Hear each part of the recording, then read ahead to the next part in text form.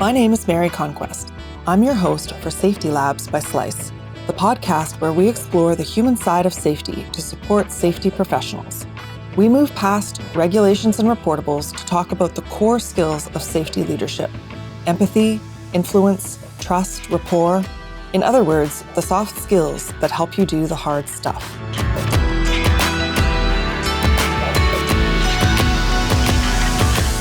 Hi there. Welcome to Safety Labs by Slice. I speak to a lot of guests on this show about the importance of developing trust with employees and management. Today's guest believes that trust really starts with authenticity.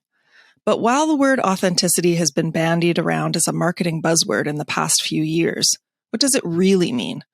How is it achieved, and why is it important for workplace safety? I'll discuss these questions and more with Chris Molden. Chris is currently the VP of HSE Utility Segment at Primoris Services. He has 14 years experience in the safety field and is recognized for his ability to build positive relationships in culturally diverse communities. He describes himself as an entrepreneurial leader who uses a strategic lens to advise on global health and safety issues. Chris is a certified safety management specialist and a Canadian registered safety technician. He prides himself on working with integrity, passion, and a value-driven cultural mindset. Chris joins us from Lake Forest, California. Welcome. Thanks for having me. So when we first spoke, I asked you, what gets you excited about safety? And your response surprised me. Do you remember what it was? I've got it if you don't. Well, it probably had something to do with not safety. Yes, yeah. You said you're not excited about safety, but then you clarified that you were the number one risk taker in the United States and should probably be working for Red Bull. Yes, yeah. Yeah, that wraps it up right there. So how does that perspective help you in your safety work, though? Well, I think being that I'm able to know what that risk looks like, or know what that behavior might look like, it's easier for me. Really easy for me to identify it out there in the field, identify it with my peers, identify it with the groups that I work with. So I think that's definitely a strong suit with what I bring to the table. Yeah. And you also talked about how your passion is really more in the leadership realm. I mean, you're a safety professional, yes, but leadership is kind of what gets you excited. Yeah, to me, it's all about leadership and using the buzzwords. It's like it's authentic leadership. Like, it's very important that most people understand that just because you got a title, that doesn't make you the leader. Like, there's a huge delineation between title and leadership, and sometimes maybe more times than not, they do converge. But title does not dictate who the leader is. So what is authenticity? Let's break that down. So I think, in my terms, authenticity is being true to yourself. So in anything that you're doing, you're operating from the lens that it resonates with who you are as a human being. And if you feel that however you're being, it doesn't feel right, then I would say that you're not working or operating from an authentic lens. I guess maybe a good example of being authentic would be, or inauthentic, would be asking someone how they're doing and then just scurrying on to the next question, not waiting for them to answer. It's like that would be an inauthentic question. Folks and people understand, and they can see that they almost smell like, hey, don't waste my time and energy asking a question if you're not interested in knowing what I'm up to or what's going on in my life. So I think in terms of defining authenticity, I think for me, it's best to define it in story or in how it has affected me or how I've seen it in life. That leads to, how has it shown up in your life? How has it affected you? And why do you feel that it's important? So how has it shown up in my life? So I know for many years, for especially my younger years of growing up, there was a story that I believed in my life that I didn't know that I was believing this, but I, with some further self-discovery, realized that there was this inner narrative that I was more or less agreeing with, that I wasn't enough, or I wasn't able to get what I needed in life, or I was stupid or whatever. And when I recognized that this was just an inner narrative that I was agreeing with, and it didn't resonate with who I truly was, like from the core of my being, I was able to eradicate that, more or less that worldview of myself. And so then from being able to get rid of that worldview, opened up a lot for me in my life in terms of possibility and things of that nature. And so I guess to clarify that answer is, I found that authenticity showed up in my life when I recognized that I was stopped in my tracks and I couldn't move any further because of this inauthentic belief for myself that literally had me self-sabotaging subconsciously self-sabotaging constantly, and showing that, hey, see, that inner narrative is true. And then once I realized, wait a second, that it's a full internal mind game. And once I was able to get rid of that, then my life blossomed. So what I'm hearing is when a person is looking for their authenticity or their authentic self, really more often than not, we're getting in our own way. Yes.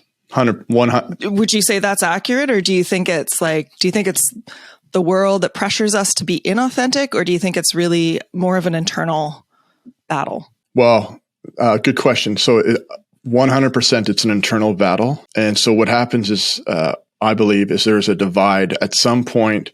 At some point, we got to recognize we're either going to take charge of our life, or we're going to take that little victim card and stick it in our pocket and say, hey, life has been caused on me. Like, someone caused my life to be this way. And the moment that you relinquish that control, then I would subscribe to that you are now living inauthentically. But so I guess that would take me down the road that it's really important, at least for my person, for who I am, is that I subscribe to that all things in my life that happen to me, both negatively and positively, I, at some level, was causing the matter. And so when I can dissect that and take a look at that and reflect back on what that looks like, then I actually have the ability to continuously improve myself as a human being in any area of my life.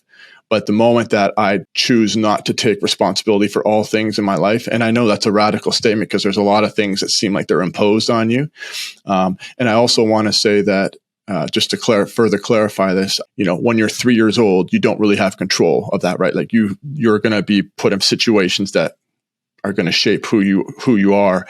But once you start to get into your teenage years and your younger 20s, and you start to want to have a little bit more self-discovery, that for me, that really rang true. Yeah, of course. Like, this is not, you're in no way saying that people who are actual victims are at fault. It's more about the resilience of how you deal with situations. But it seems to me that puts you as a leader, like searching for that authenticity, in a pretty vulnerable state.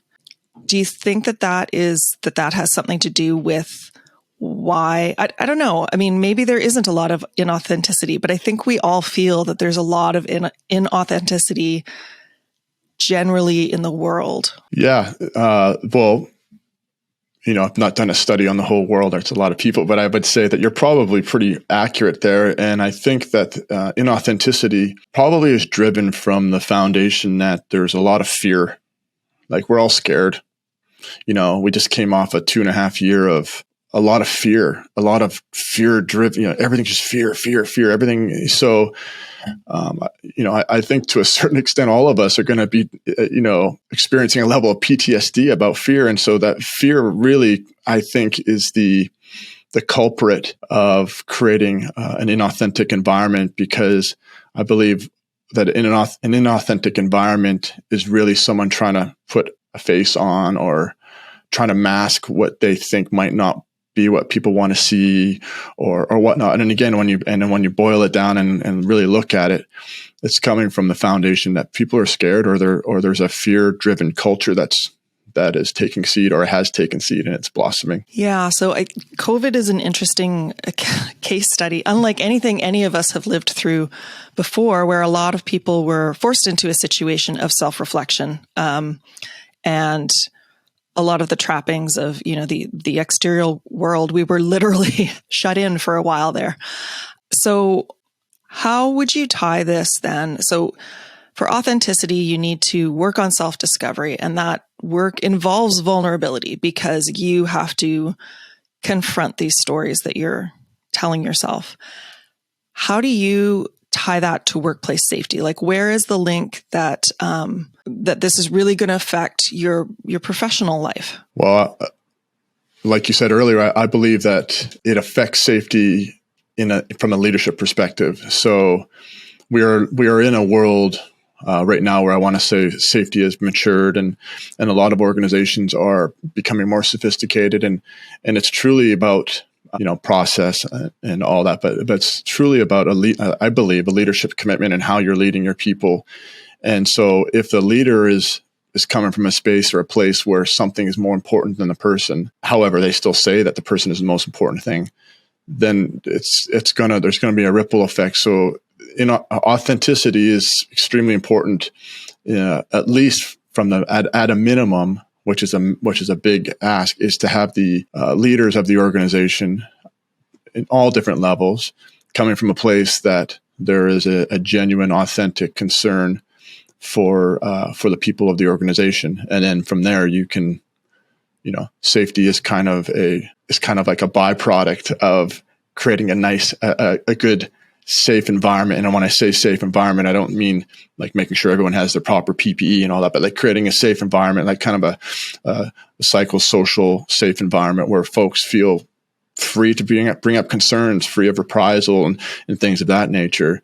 But again, without an authentic leadership design, or without authentic leaders, you'll never get there. I know you speak to groups. Have you ever had pushback on this issue? Has anyone ever said, like, oh, you're being a snowflake and this is ridiculous, and people will listen based on authority and that sort of thing? Yeah, I have. I'm a relatively large man. I'm 6'2", so for whatever reason, I think my stature probably stops that in its place sometimes, which I wish it wouldn't.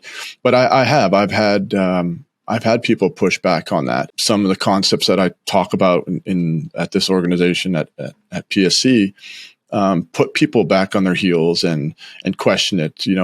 Like we're constantly questioning the status quo, and we're constantly looking at hey, go outside with wet hair, you're going to get sick. Like those types of things that we've totally lied to ourselves our whole life, and we believed it. Like we're flipping over the rocks and over the stones and over the leaves and saying, is that really the worldview we should be having? So in terms of pushback, I just, when there is pushback, I probably am framing it more back to them in a question, and why would you be pushing back on that? Like what happened that would make this a question for you in terms of whatever we're discussing? Yeah. Why would you start with the default that this is, inaccurate, or that it doesn't make sense?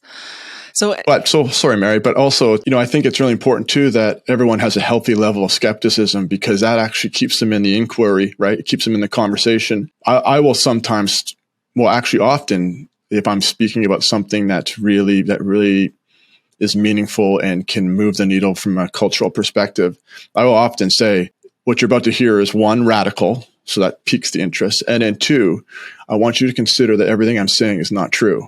And so what that does is it really brings them into the conversation as, oh, okay, so you're about to tell me something that's not true. And then so that might invite some, what that does is it really invites a healthy level of conversation about some larger topics that maybe folks aren't really open to talk about typically.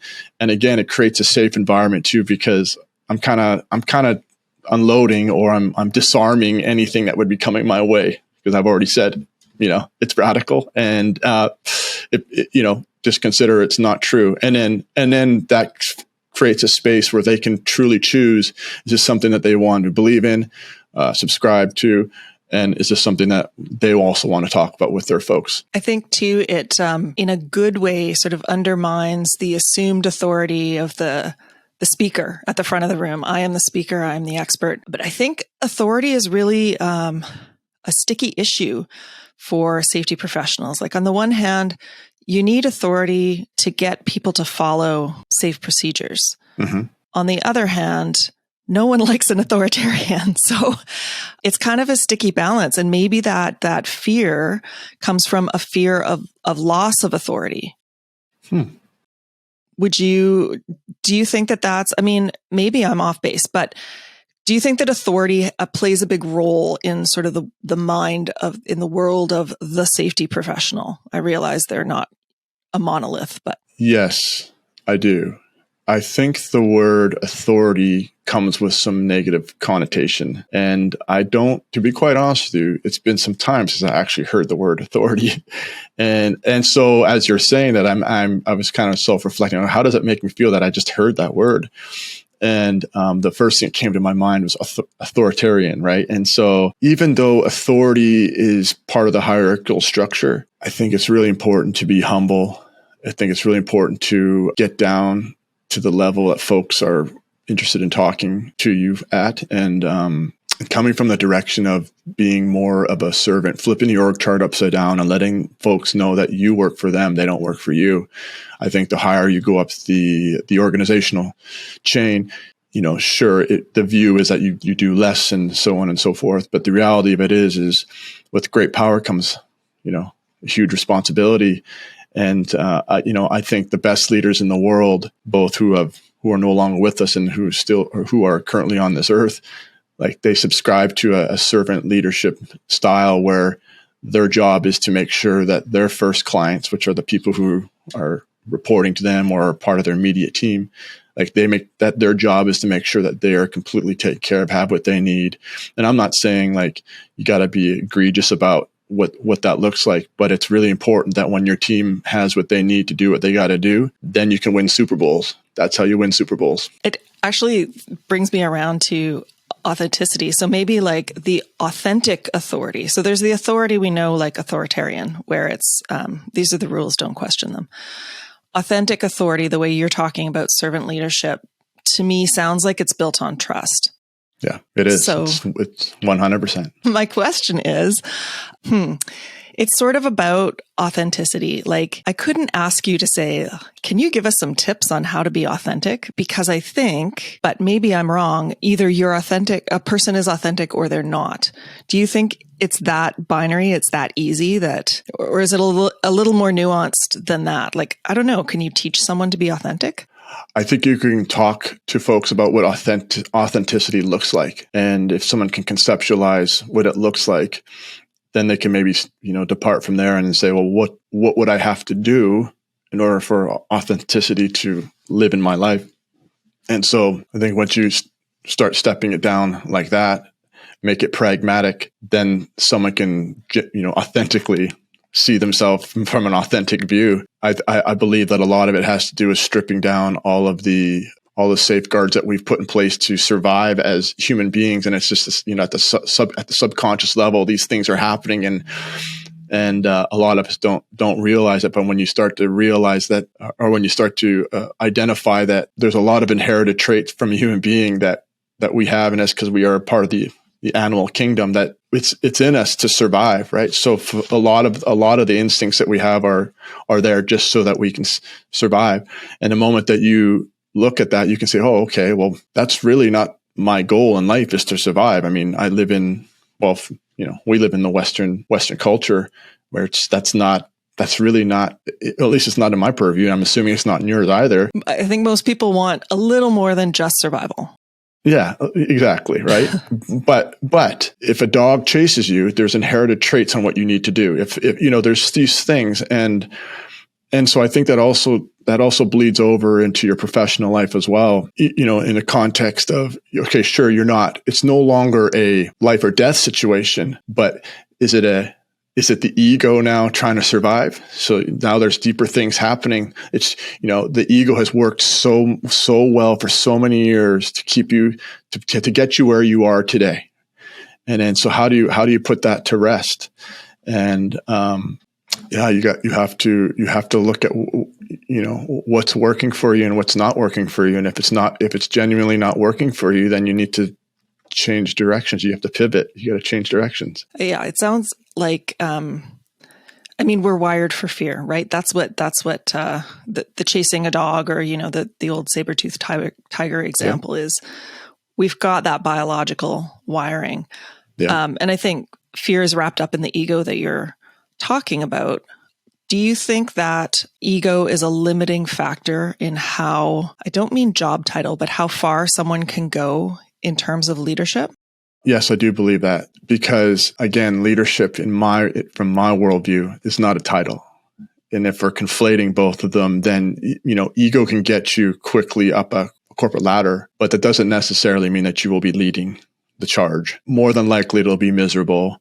And more than likely, you'll wake up in the morning thinking, with, what is that called? Imposter syndrome. Yeah. More than likely that will take seed and then, you look at all the things that happen after that. So then anxiety happens, stress happens, and then you're a perfect cocktail for sickness and all the other nasty things that could happen to you. And ultimately, this is kind of, again, not the truth, but my view is, makes life a little shorter for you. Yeah. Well, no, I think that's probably proven. Stress anyway. Yeah. So relating back to safety professionals, first of all, do you think these conversations are common amongst safety leadership? Are they common now? Are they more common than they used to be?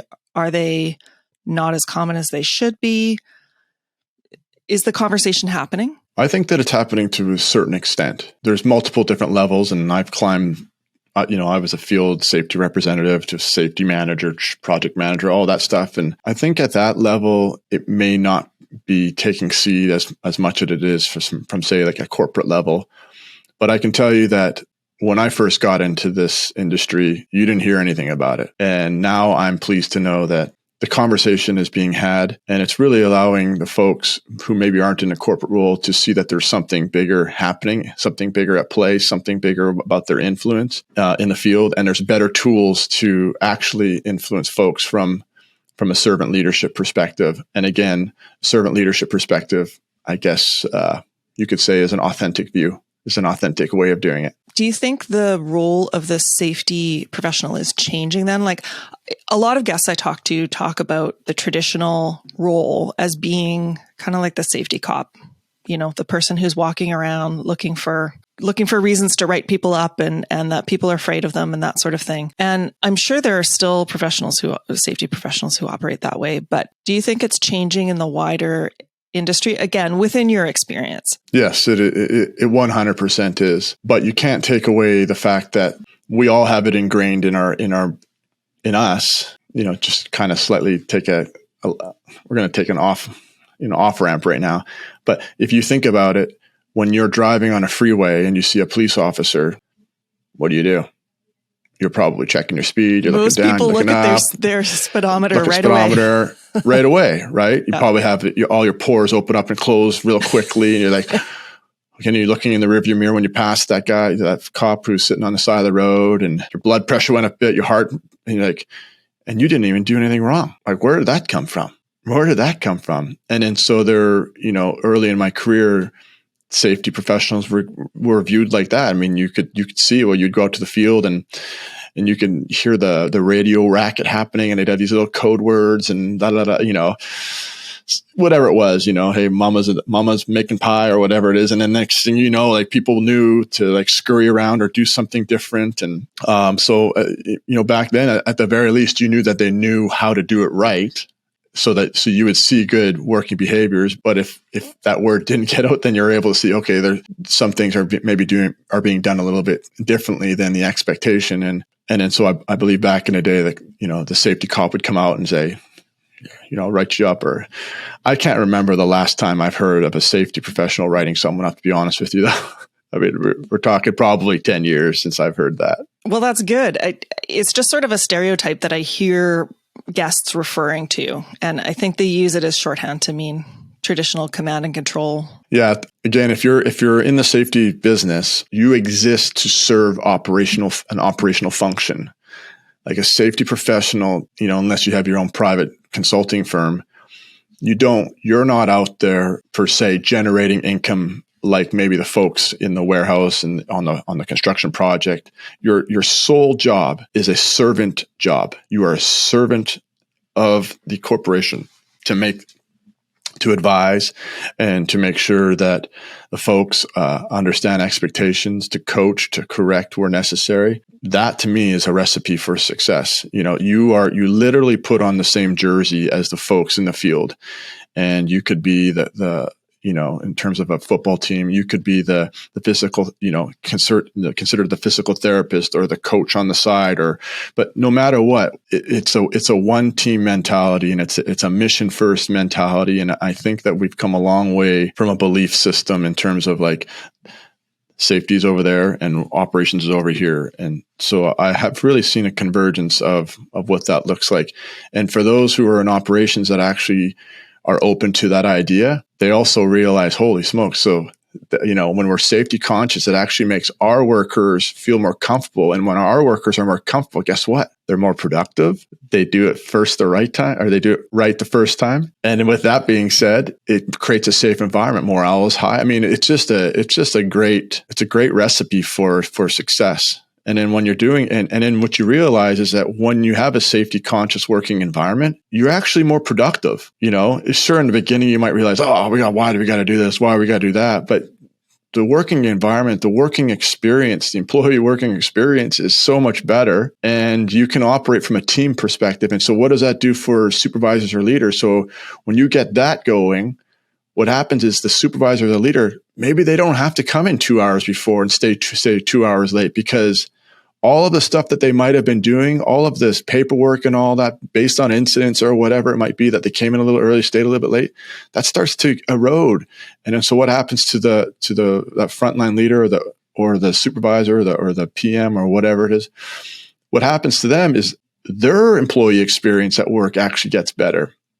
And it doesn't stop there. And then if their employee experience is getting better, then their life gets better, because their life and what's most important to them, that gets more attention. So I'm not saying that safety is the silver bullet and has caused and created this positive environment, but for those who are open to the idea that safety is part of the team and safety adds value, doesn't take away, there's plenty of upside wins from taking that mindset on. So good safety leadership can be contagious in a good way. It is contagious. And safety leadership doesn't necessarily mean you need to be a safety, like an actual safety professional. Safety leadership could come from your frontline leaders.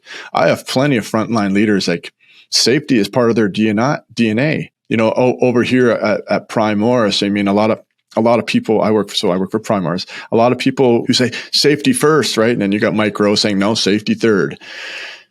Well, in our values proposition, we've taken the word Primoris and we've stepped it out. So P stands for passion, and R stands for resilience, and I for inspiration, motivation, openness, reliability, integrity. And then the last one, an S, it's safety. And so what I really like about that is like, people actually, including our clients, like, well, I don't know if I put safety last. And then some folks in the field like, well, why is safety last?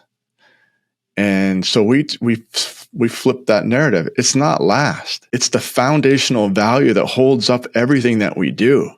It is like a thick concrete pad that holds up the support system. It needs to be something that we all believe.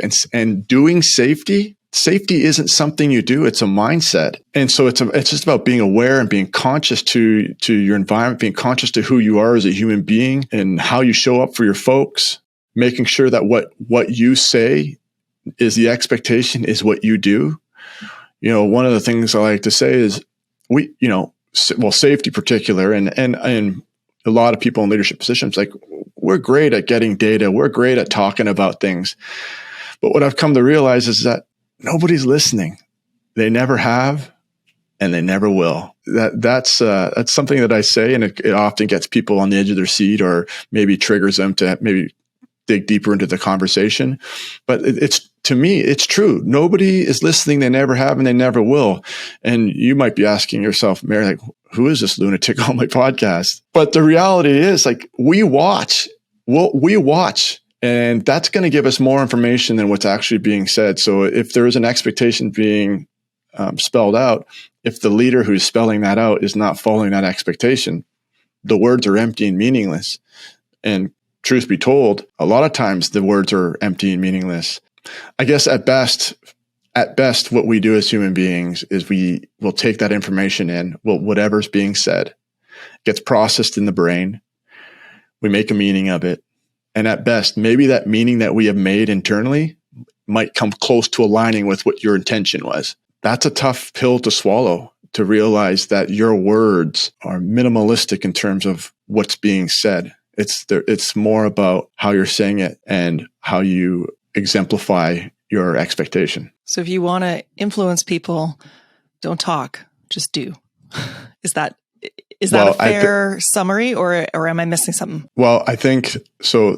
The talking at least articulates it. I think drafting it down, putting it in black and white solidifies it. It's truly the visible expected outcome from leadership. Like they're delivering what they are being, and they're doing exactly what they say is expected of those that are maybe doing the work. Like they're showing what that looks like. So for instance, if it's a, say you have something in your organization, and from a safety perspective, hey, report all incidents, even the small ones. And then, a principal of the organization or a leader in the organization, they got hurt and they don't say nothing. And then all of a sudden that leaks out that, hey, they got hurt. They didn't say anything. And folks start to see that. And well, so what is the true message? What do you think everyone will follow? What is the rule of law at that point? I would say it depends on how that, if the safety leader has requested everything to be reported and the person hasn't reported and everyone knows they haven't reported, the ball is now in the safety leader's court. There's a number of ways you can react to that. And I think they would have really different outcomes. 100%. So there's two things that happened, right? There's two things that you need to get to the bottom of, and they're both extremely important. One, there's an incident that happened, so what caused that incident? But more importantly for me, why didn't you let us know? And I'll tell you, Mary, even your principals have fear. And it could be fear of looking stupid. It could be fear of whatever it is, right? So this is the whole thing of, getting back to the fear culture. This isn't something that's proprietary to people who are new to industries or anything like that. It's all of us. We're all scared. And it's something that, leadership is something I'm passionate about, but truly doing whatever I can do to uproot fear in anyone's life is also a shared passion, because I think that adds a significant amount of value. And quite frankly, when you can get out of your fearful state of mind, you also have access to authenticity. There you go. It was there all along. I would argue the fear might even be greater the higher up you are in an org chart, simply because you may feel that you have more at stake, right? If you're on the floor and you say, well, I made a mistake, that's one thing. If you're the CEO or, senior management, it may feel a lot scarier to admit mistakes. I am not questioning that at all. I think that you're probably 100% accurate on that. But what you more than likely rarely will see is someone in a higher up rank exposing their belly to show you that they are fearful. And one reality of it is, if like a true authentic leader, if they expose their belly and show like that they are human beings, it only elevates their leadership status within their team. And then their team gets energized by that because, they are human beings, right? Or, okay, this isn't an untouchable person. This is someone I have access to. I have access to his wisdom. I have access to them as a human being, and I can relate to this person. And then again, what that triggers is a whole host of things. It triggers empathy, and it triggers more of a team mentality, and when you can truly expose your belly and show yourself as a humble leader, a servant leader, like I said, people will work harder for you. They will run through walls for you. Not that that's your intention, but for lack of better terms, they will. They get energized. They're part of something bigger than themselves. They're part of an organization that lights them up. They have passion. Your turnaround, your employee turnover starts to minimize. I mean, these things are the byproduct of being an authentic, true leader, a servant leader in your organization. And it's all predicated, Mary, on trust. Yes.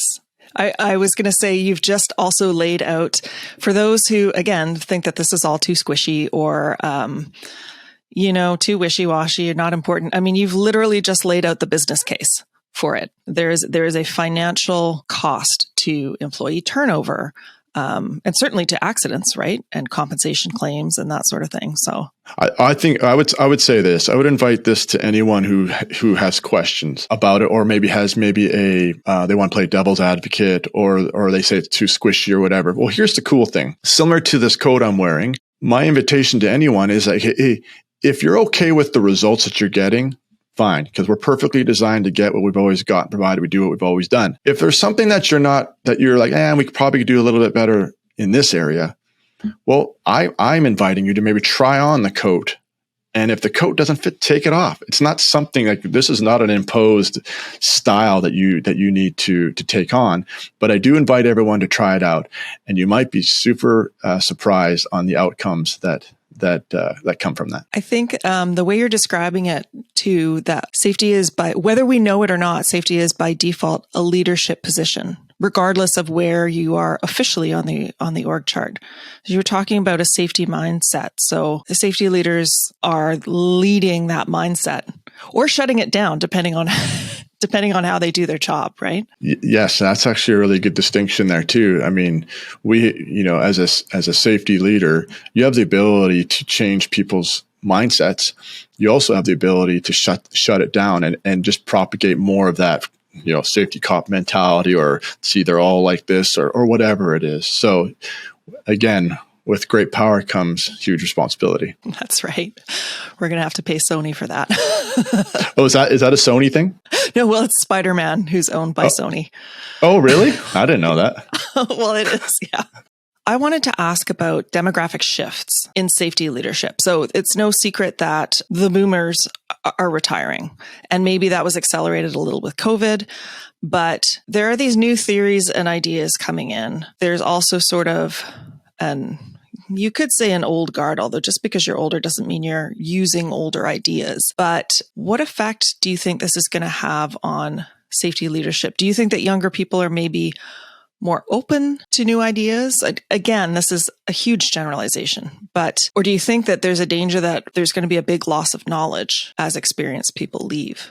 You're specifically speaking about the safety industry? The safety industry, yeah. I don't think that we're at risk whatsoever. I think the safety industry is a relatively new industry, and I believe that most organizations use safety as a conduit to bring in new ideas to organizations. At least that's been my experience. So there's plenty of seasoned, tenured safety professionals with some older thought processes, who some come along and some are stuck in their ways. I believe that the younger generations are more open to some of the more forward-thinking ideas around safety and how to move the needle around culture perspectives and things of that nature. But so with that being said, we're, in addition to the knowledge gap, I think that's how you said it. That's what some people are concerned about, yeah.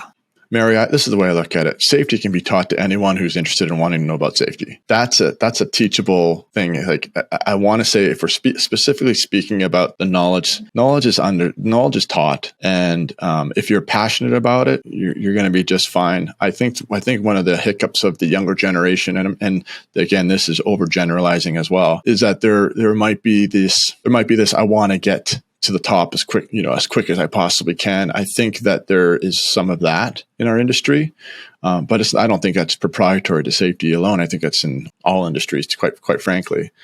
But I think that might be a gap, but with some good leadership and good mentorship, and maybe an internal sponsor that could help guide that through an organization, for sure. Do you think, like, of all the things that we've talked about, authenticity and building trust and, inquiring about one's personal fear, that sort of thing, do you think these are things that can be taught? Like you just said, safety can be taught, right? That's sort of technical. Do you think these are things that you can teach someone, or is it a little more complex than that? It's much more complex than that. Not a little, a lot. It's much more complex. But here's the great thing. I think that it operates in a different space than understanding. I think that it operates in a space of getting it, which is completely different than understanding. I believe that all those things that you just discussed, they're always in the background. And every time you turn, they lie in a blind spot within yourself. And so very similar to riding a bike, you might be able to tell me how to ride a bike, but just because you told me how to ride a bike, that doesn't mean I know how to ride a bike. And the understanding of knowing how to ride a bike doesn't make it that someone knows how to ride a bike. But there's a moment in your life that, you can't ride a bike. And then it literally happens in a nanosecond that it's just like, all of a sudden, you can now ride a bike. And literally you could put that bike down, pick it up 20 years later. You won't be very good at it, but you could ride it again. And so that's why, it's happening outside of the understanding realm. It's happening in something clicks and you actually get it. And it doesn't require an understanding of all of the physics and physiology and forward momentum. So I think that authenticity, trust, and things like that are it's a matter of want. It's a matter of, do you want to do it? And then what happens is something clicks based on your trajectory of your want and the energy that you're putting in towards that want. And then all of a sudden it clicks. And then people will ask you, well, how did you get there? And then you'll be tripping over your tongue the whole time on telling people how to get there, because it doesn't operate in the same realm as learning mathematics or things of that nature. Just like riding a bike, like what do? How do you really tell? Well, you got to get on a bike. You got to put your feet on a pedal. Keep in mind gravity and balance and all. Remember, people who are riding a bike are starting to ride a bike. They're 4 years old. So what value does that add? Does that make sense? Yeah, it's sort of, somebody might call that subconscious or intuitive. Like it's not, again, you're not going to learn it in a book. Well, you can't learn it. It's not learned. It's accessed, different. Maybe accessed, acquired. I don't know I'll say it, but it's not learning. To me, learning is learning about physics and learning about math. Learned behaviors or learned things can be forgotten. You cannot forget on how to ride a bike unless you get in a car accident. You cannot forget it. Even if you wanted to, Mary, you can't. And so I think that authenticity and trust, those are all things that operate in that same realm. Ingrained, maybe something that's just, yeah. Yeah. I don't know. I'm going to be thinking about the vocabulary for this for a while. I think truly what embodies it is you get it. It's something you get, and it doesn't leave you. And people describe it as a light going on, right? Yeah. And it's very important to understand this. So it's not a aha moment. It's not an insight, right? Because if it was an insight, insights go away as well. It's something that actually takes seed, and now you have it. And so I know we're probably getting close to the end here, but what's really important too is and a lot of times in order to make that shift or that pivot, you need to free up space. And what I mean by space, and again, I know we're kind of being more of the theoretical and getting into the mind on this in this conversation, but it adds a lot of value when you understand that thoughts take up space. You'll realize real quickly that just like a computer, there's not much memory here, right? And as things are more, when they're more impressionable to you, those will take a forward seat in your memory. And so there's only so much space there. But there are things in your mind that have shaped you who you are today. And that was where we talked about a little bit earlier in the beginning. And those things that you believe who you are, even though it's kind of an inherited way of being, it was the ego kind of nestling these things in there. And you start to realize that subconsciously, these are things that you're sabotaging your forward movement in life. But in order to actually create something new and get something different, you have to understand what caused you to be who you are today. You don't necessarily have to get directly to the source, but you got to get close to the source. And then you need to reconcile with that and recognize that you agreed with that statement, whatever it was. And that's been propagating through your whole life. And in the moment that you can reconcile with that, you can actually free that space up. And then only then, Mary, when you have that free space in your mind, do you have access to creating something different and new, and it's sustainable, right? And it doesn't operate in the lens or in the frame or in the mindset of understanding. Yeah, we are getting esoteric here, which is fine. I think everyone is interested in this kind of stuff. I'm going to move on and ask. Sure. So as a whole, taking our conversation as a whole, which has been pretty wide ranging. Mm-hmm, it has. If our listeners take away only one thing, what would you like that to be? I would say this: do what you know lights you up, and put your time and your energy towards that. If what you're doing right now doesn't light you up, you're doing yourself an injustice and you're doing the world an injustice. That's what I would say. And I know that's probably irrelevant to everything that we just talked about, but to me, that's where the value will be added for you, and that's where the value will be added for your country and the world. Yeah, no, I think it has to do with leadership, right? And in order to lead yourself, if that makes sense, you have to know where you're going. You have to know what direction you want to face, I suppose. So I have a couple questions that I ask every guest at the end. If you were to develop some kind of curriculum or course for teaching tomorrow's safety professionals, and if we set aside all things regulatory and PPE and technical and all that kind of thing, what soft skill, as they call them, do you think would be the most important to help them develop? Again, maybe you can't teach them, but discuss with them and help them develop. Patience and empathy would be what I think would need to be developed. I mean, even people who are very empathetic, and, truth be told, that's something that I've struggled with my whole life, was empathy, and I still do. So it's something I have to consciously make an effort towards, seeing it from someone else's shoes. And then patience is a virtue too, right? You want to make sure that people have the experience that you're being patient. And I guess maybe the last thing would be recognize that when you're listening to people, the inner voice is really the one that's digesting it and creating a meaning. And what you want to do when you're listening to someone is feed that back to someone from a gist perspective to verify that there is true communication that has taken place. Right. Don't believe what you tell yourself about what you just heard. Make sure that you check it out with the person who was speaking to you. Is that? Yeah. Yes. And that's a very important thing. It's not ingrained in us. And sometimes it can seem like robotic a little bit, but when it's something really important, when a conversation is really important, it's best not just to nod your head and assume that the meaning you just made is what's being communicated. It's best to try to feed it back and give the speaker the opportunity to clear up any miscommunication. So yeah, that's true. So often we think, well, you said this; those were my literal words, but what I meant was. Not that people are lying. It's just that the same word means different things to different people. If you could go back in time to the beginning of your safety career and you could only give yourself one piece of advice, what would that be? I don't know. I mean, what comes to my mind, I'm fearful to even say. Like, what comes to my mind is like, grow up and take it seriously. That's what I want to say.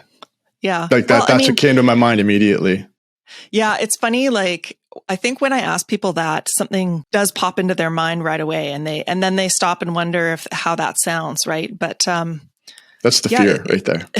It is, and it's tough. Even when you said patience, I thought, wow, patience is something that I really feel develops as a person ages and gets a little more perspective. But it's hard to go to your younger self and say, "Hey, grow up." Yeah. I mean, and I know the question you asked previous was like, what was something that you would want to teach you can't really teach patience, but I think it's important that folks understand that's going to add a significant amount of value to your career. Yeah. That it's actually important. Don't dismiss it, kind of. And I like to qualify the statement about grow up, again, like we said earlier in the podcast, it's like, I have historically been a very big risk taker, done most things that a lot of people wouldn't dream of. And that's who I was when I came into the industry. And so that's why I say, grow up.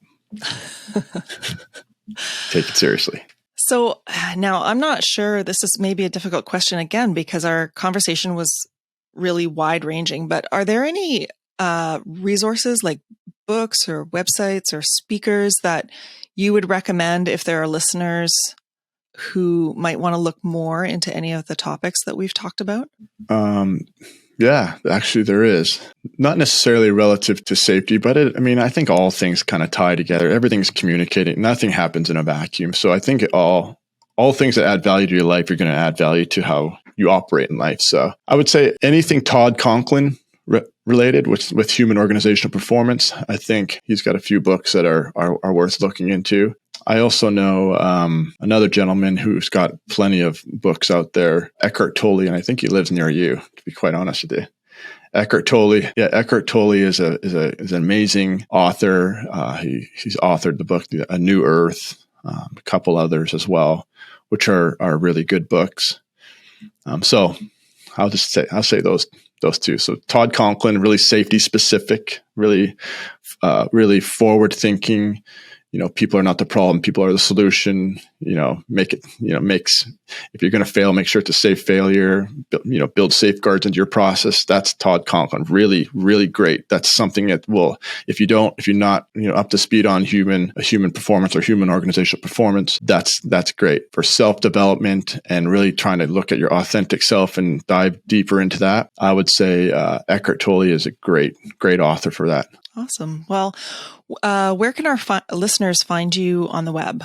They can find me on LinkedIn. LinkedIn pretty much is the only exclusive social media that I subscribe to. The other ones have lost their shine. It took many years off my life because I found myself, going down that addicted, just get sucked into it from the algorithms are sucking you in, right? And so LinkedIn is it's my professional business, digital business card is LinkedIn. So Chris Molden. Great. Well, that's all the time we have for today. Thanks to our listeners for tuning in. And thanks so much for lending us your time, your ideas, and your authentic self, Chris. Thanks, Mary. It's been fun. I'd like to give a shout out to the Safety Labs by Slice team who operate on trust and care. And I think it shows. Bye for now.